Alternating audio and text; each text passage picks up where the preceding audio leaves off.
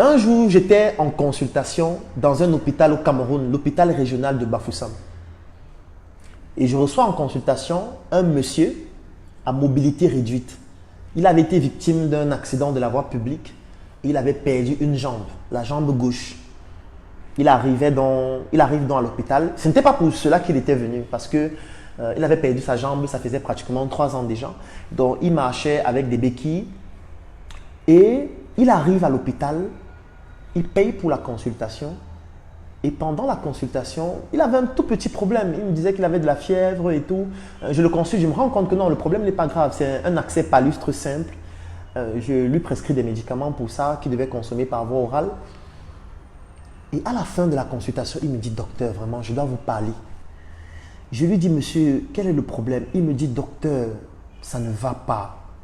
Je dis, expliquez-moi, qu'est-ce qui ne va pas? Il me dit, je n'arrive plus à sortir avec une fille. Je lui dis, comment ça? Il me dit, avant, ma vie était tranquille, j'étais un beau gosse, j'avais des copines, je courtisais des filles, je sortais avec des filles.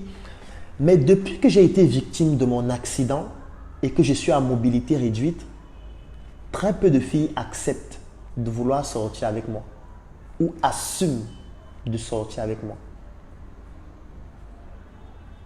Est-ce que vous avez quelqu'un dans votre entourage qui a mobilité réduite et qui a ce même problème? Si c'est le cas, dites-le en commentaire. Donc, si vous avez quelqu'un que vous connaissez qui a mobilité réduite et qui rencontre ce problème, c'est-à-dire qui n'arrive pas, je prends d'abord le cas des garçons, c'est-à-dire un homme qui a mobilité réduite et qui n'arrive pas à trouver une femme qui veut sortir avec lui. Et la principale raison, c'est parce qu'il a mobilité réduite. Est-ce que vous avez des cas comme ça? Est-ce que vous connaissez des gens qui sont victimes de ce type de problème? Ça peut être un homme comme ça peut être une femme. C'est-à-dire c'est une femme qui a mobilité réduite et qui n'arrive pas à trouver un partenaire parce que le partenaire ne se voit pas en train de sortir avec une fille qui a mobilité réduite. Si c'est le cas, mettez-le en commentaire. Ça va me permettre d'évaluer un peu parce que c'est un cas. Voilà, il y a Diane qui en connaît quelqu'un. Oui, Compressor en connaît quelqu'un aussi. Si vous connaissez des gens qui ont ce genre de problème, notez-le en commentaire. Handicap en général, moi oui, Marie en connaît aussi. Oui, mettez en commentaire. Je suis en mobilité réduite, mais je suis une dangereuse. Sibelle. Coucou à toi, Sibelle. Voilà, il y a donc beaucoup de personnes qui notent en commentaire connaître des personnes qui ont ce genre de problème. En fait, beaucoup de personnes ne s'intéressent pas à ce genre de situation ou à ce genre de problématique. Moi, j'en connais, ou alors plutôt, je sais de quoi il s'agit parce que je suis à l'hôpital et parce que je rencontre ces personnes qui me disent avoir ce genre de problème. Ça veut dire très peu de personnes, hommes comme femmes, vont accepter ou assumer de se mettre en couple, encore moins de se marier avec un homme ou une femme qui est à mobilité réduite ou qui a été paralysé ou qui ne marche pas ou qui a eu une sorte de traumatisme qui fasse en sorte qu'elle soit à mobilité réduite. Maintenant, je vais vous poser une question.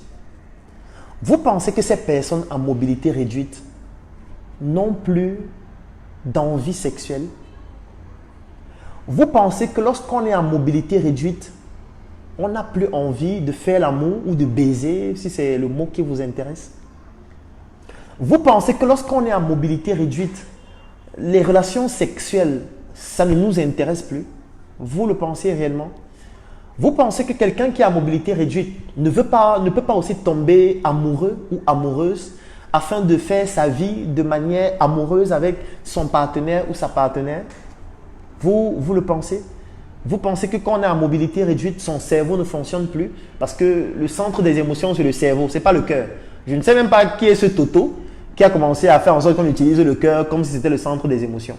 Je pense que c'est aussi un problème de la Bible. Je sais qu'on va encore m'attaquer. Parce qu'on dit que le cœur, il faut que tu aies la foi, on touche le cœur. Il n'y a rien dans le cœur. Les émotions, ce n'est pas dans le cœur. Les émotions, c'est dans le cerveau, même pas le cœur. Parfois, on matérialise l'amour avec le cœur. On ne doit pas matérialiser l'amour avec le cœur, on doit matérialiser avec le cerveau. C'est dans le cerveau qu'il y a les émotions, ce n'est pas dans le cœur. Il n'y a rien dans le cœur. Le cœur, c'est un organe qui pompe le sang. et il alimente l'organisme tout au plus. Je n'ai pas envie d'entrer dans les détails physiologiques qui ne sont pas pertinents par rapport à la thématique du jour. Donc, les émotions, c'est dans le... Même pas que mon cœur, je t'aime vraiment, je me sens seul, tu touches le cœur. Il n'y a rien dans ta poitrine, madame ou monsieur. Ça veut donc dire quoi? Ça veut dire que lorsqu'on est en mobilité réduite, on a toujours les mêmes sensations, on a toujours les mêmes émotions, on peut toujours tomber amoureux de quelqu'un, on a toujours envie de faire l'amour ou de baiser, oui. Maintenant, la question que je vais vous poser, étant donné que les gens n'assument pas ou les gens ne veulent pas se mettre en couple avec des personnes qui sont à mobilité réduite, vous pensez que ces personnes à mobilité réduite vont se satisfaire sur le plan sexuel comment? La mission est simple. Voici une arme capable de changer le mindset du continent africain. Détruire l'obésité de l'inconsistance intellectuelle dans laquelle se cache le coffret VIP. Il possède une arme contenant 200 heures de formation et 8 ans d'expérience entrepreneuriale.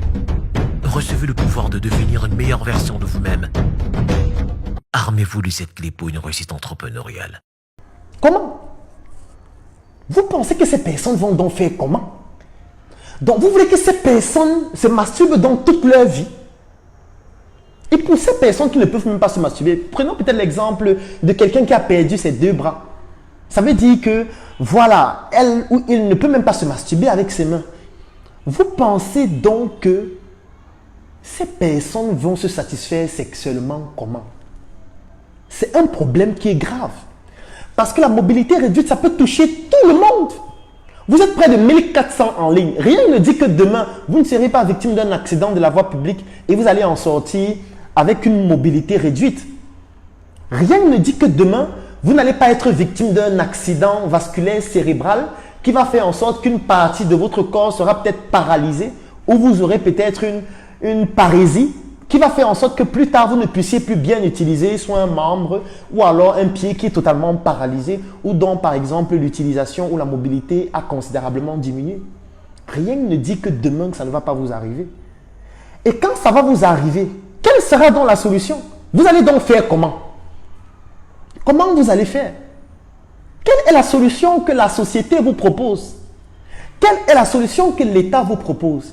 Vous qui aimez juger les gens, vous qui aimez dire que vous êtes des perverses, vous qui aimez dire que vous êtes en train de, je ne sais pas trop quoi, faire la promotion de la prostitution ou de la pornographie ou de tout ça, vous pensez que ces personnes-là donc font comment? Parce que ces personnes, ça peut être vous.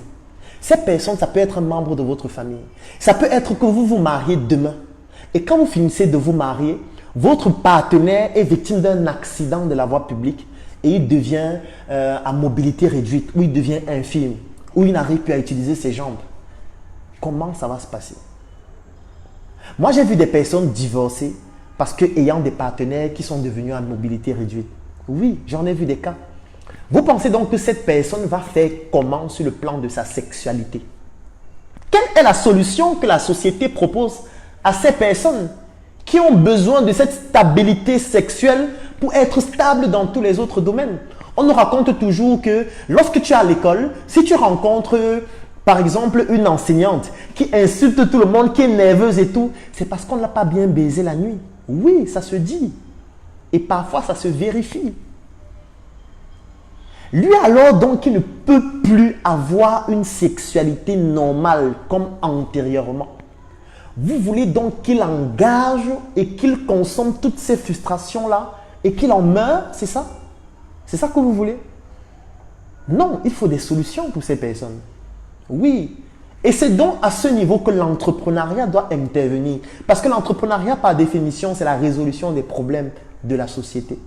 Ça veut dire, moi, en tant qu'entrepreneur, quand j'identifie un problème pareil, dans ce cœur de cible, j'essaye de réfléchir quelle est la solution qui pourrait permettre de résoudre ce problème-là de manière optimale. Parce que la société n'a pas trouvé de solution pour ces personnes.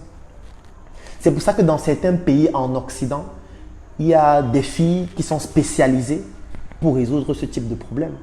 Il y a des filles qui sont payées pour venir masturber ces hommes-là ou pour coucher avec ces hommes-là, pour que ces hommes se ressentent aussi comme hommes, pour que ces femmes se ressentent aussi comme femmes, malgré la mobilité réduite, qui n'est pas un handicap total qui empêche de pouvoir s'épanouir dans la vie. Parce que l'épanouissement sexuel fait partie des épanouissements les plus importants, sans lesquels aucune stabilité, que ce soit sur le plan professionnel, sur le plan familial ou même sur tous les autres plans, ne peut être possible.